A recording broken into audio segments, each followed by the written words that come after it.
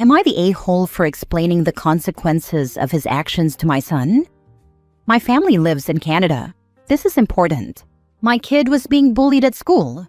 He is a big kid, and I have always told him to resolve his problems with words. I've told him to report bullying to teachers, and if they don't listen, to tell the principal.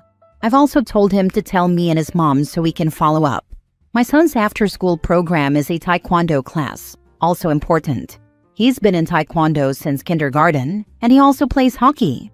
There's a group of kids at his school who have been a-holes to my kid and his friends. My kid did the right thing and told the teacher monitoring recess. She told him that the kids were new to Canada and didn't know how to fit in yet.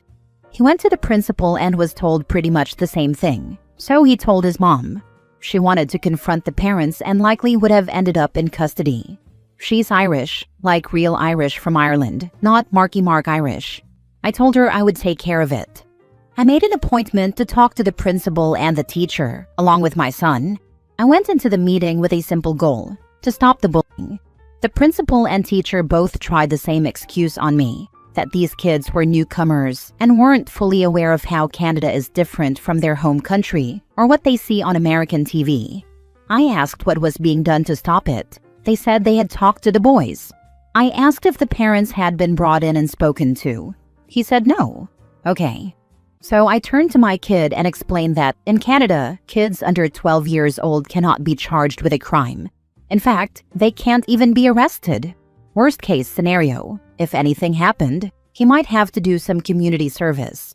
The principal and teacher went crazy, telling me that I couldn't tell him that. I asked them if I was lying. They both shut up.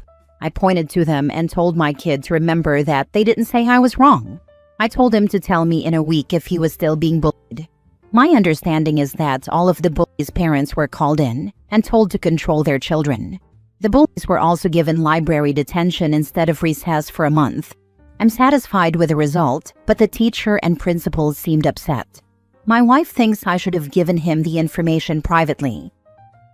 Now for the top comments. Not the a-hole. This is hilarious.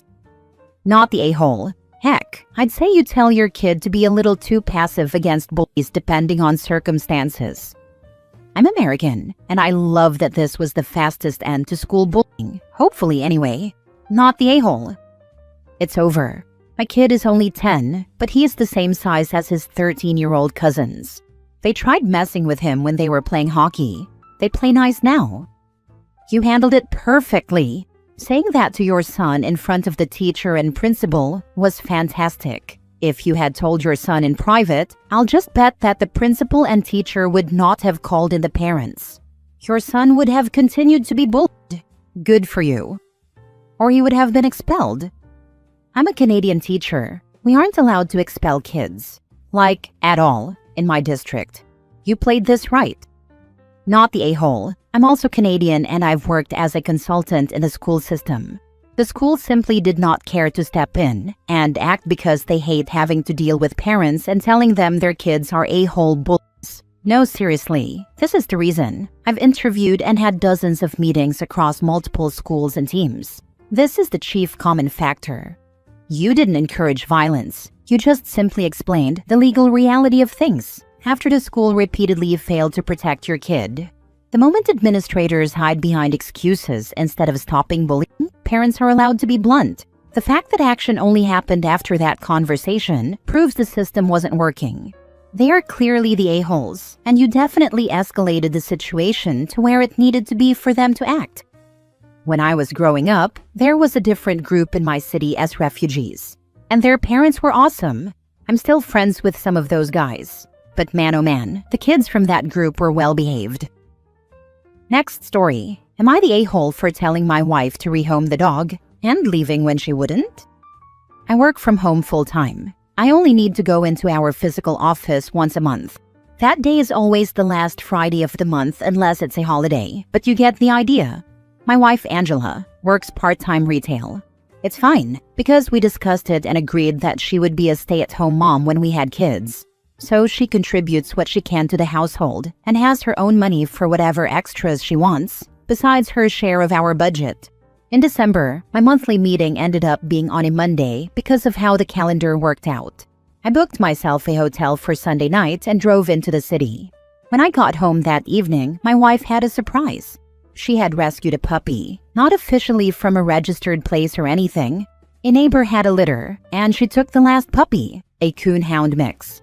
A pretty enough dog, but not my cup of tea. We had agreed on getting a dog eventually. She had also spent a bunch of her own money and bought a kennel and other dog supplies. She looked very proud of herself and named the dog Trudy. Trudy is very cute, but also very loud. She howls a lot. It's usually fine because Angela would go to her and pay attention to her, and she would quiet down. But on the days Angela works, Trudy needs to be in the kennel, which she very vocally dislikes. Trudy can't roam the house because she's a puppy and therefore somewhat destructive, and she isn't house-trained. We can't just leave her outside because, although we have a fenced yard, there are coyotes to worry about. I suggested moving the kennel to our heated garage. That was deemed unacceptable because we would need to move it back into the house at night. Trudy has become a pain in my butt during this cold snap because my wife won't walk her in the cold and icy conditions. To be fair, those conditions are very rare for our area. The next issue is my office. My wife was very good about respecting my workspace, so I usually kept the door open. The only time I closed it was during meetings. Trudy explores, so I started closing the door all the time. Angela doesn't like that, and Trudy scratches to try to get in. I am beginning to understand what my life will be like if we have a kid. So I told Angela that we weren't ready for a dog, and that she needed to either step up and make our home a place where I could work, rehome the dog, or I would go back to working in the office, which would mean me being gone from Sunday night until Friday night. Angela said none of those were reasonable choices because she's trying to train Trudy, but it isn't working. I locked up my office on Sunday and got a room at a local hotel. It's great, it's quiet, and I can work in peace. Angela found out I didn't go to the city almost immediately and called me so many times that I had to block her. She says that rumors are starting. I gave her one other option. She gets a full-time job and pays for doggy daycare out of her budget. She said it was ridiculous to work just to pay for that. So that's where we are this Tuesday morning. Edit. A couple of questions before I get back to work. If I were a mechanic, who would be responsible for watching a baby while I was at work? I never agreed to this dog. Why should I be responsible for paying for everything related to her? I paid for the vet and everything so far. Why should I pay for daycare? Not the a-hole. Impulse pet buyers are the worst. I grew up with that nonsense. This won't be the last time she pulls that. Couldn't agree more, sir. Also, OP, don't forget, she unilaterally brought home a high-energy puppy while you work from home, and then made it your problem. Blocking her was dramatic, but leaving for peace makes sense. This screams poor communication and zero planning. My ex-husband brought home a dog from the shelter after I clearly said no. He left the dog with me when we divorced. If my husband brought home a dog without telling me, I would lose it. So you're not the a-hole here. I work from home in tech, and I need a quiet place to work. I absolutely cannot stand distractions when I'm working. Having said that, break up anyway, because you don't seem to like her much. It's very clear from the way you write about her. I'm a dog trainer. My husband would probably rather chew off his right arm than see my reaction to an unapproved puppy. We have 4 pets of various species. Dogs are the #1 hardest to do right. I'd prefer a surprise mini horse. And frankly, a surprise puppy is the worst of all, because it's pretty similar to having a baby. A surprise adult rescue dog would at least have been much less work. Next story. Am I wrong for telling my mom she's on her own with her pregnancy? Okay, so my mom is 46. She had all of us when she was young, so now her kids are all grown. I'm 30, my brother is 27, my sister is 24, and my youngest brother just turned 20. She met some guy a few months back and they were hooking up. Well, now she's pregnant and shocker, the guy wants nothing to do with it. He blocked her on everything and disappeared. She's decided to keep the baby, which is fine. That's her choice. But she's already started talking about how we're all going to need to help out because pregnancy at her age is harder and raising a newborn alone is going to be tough. And she can't do it without us. Like, what? I have 3 kids under 7. My brother has 2 toddlers. My sister lives in another city. My youngest brother is in the middle of his degree and barely has time to sleep, let alone babysit.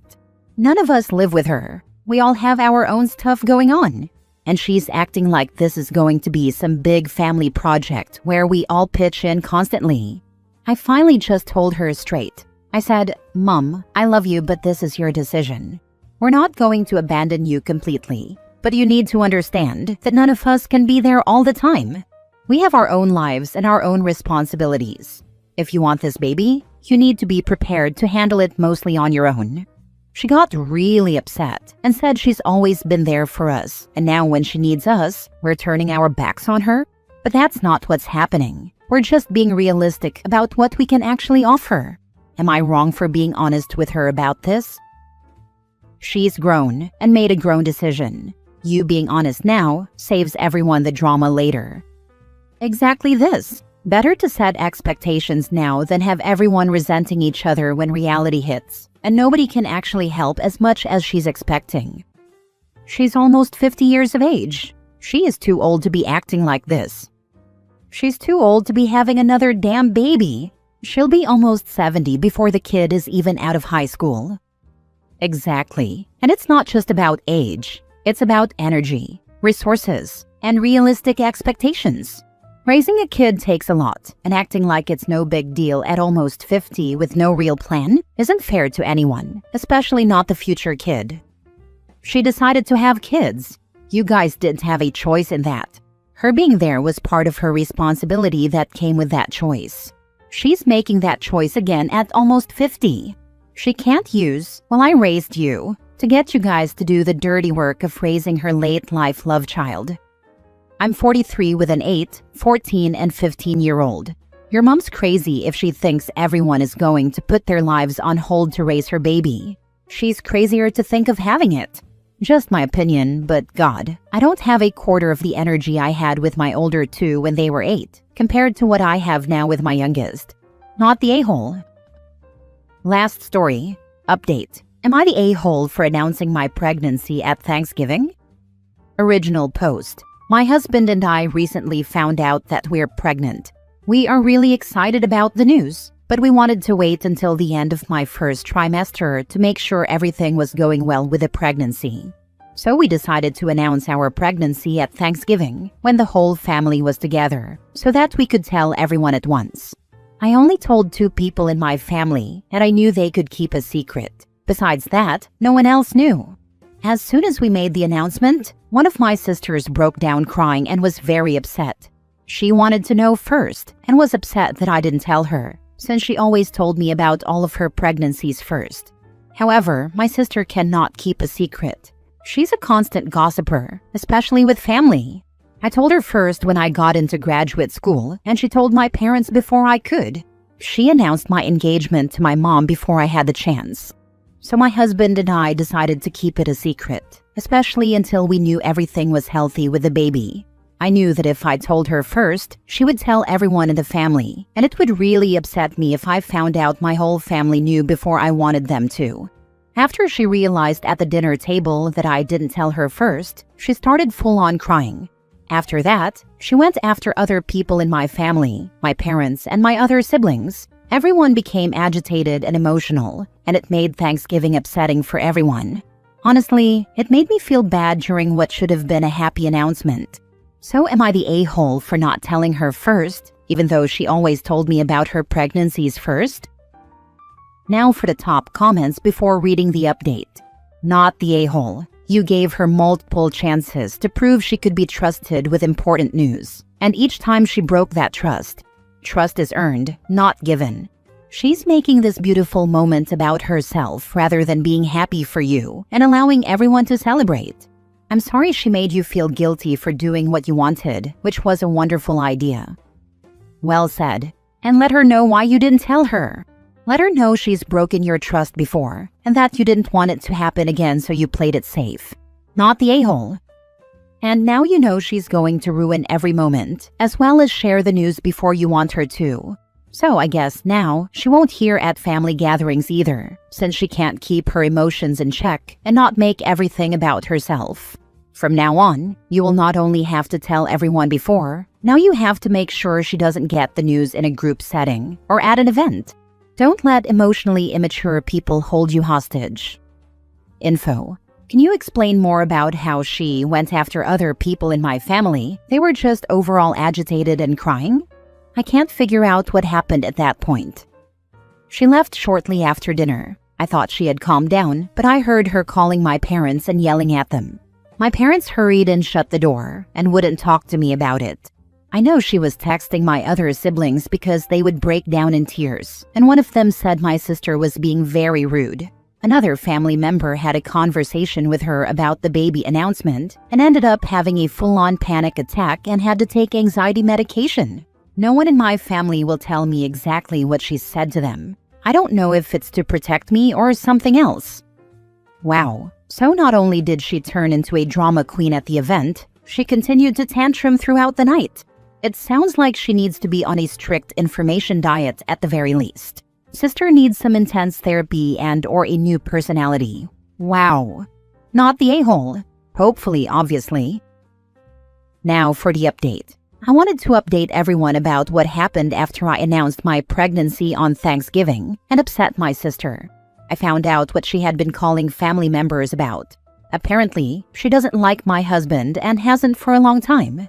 She made up stories about how he didn't say hi to her at Thanksgiving, but I was there and heard him say hi. She also said he didn't play with her children, but multiple people saw him playing with her kids and all the other children. I believe she said other things about my husband as well, but this is all I was able to confirm from other family members. Since then, it has put strain on my relationship with my family. No one really calls or talks to me anymore. I recently found out they are planning a family vacation for a family member's 40th birthday. My sister called to tell me that I was not invited and said the family planned it for shortly after my due date. She said no one reached out to invite me because they assumed I wouldn't want to go anyway, since my due date is a few weeks before. Even though the birthday isn't for another 5 months, they planned it to fall just weeks after the baby is due. At this point, I have no contact with my sister and very little contact with my family. I'm not close with them anymore, and they haven't reached out to ask about the baby or include me in family events. Right now, I'm focusing on my husband, my baby, and myself.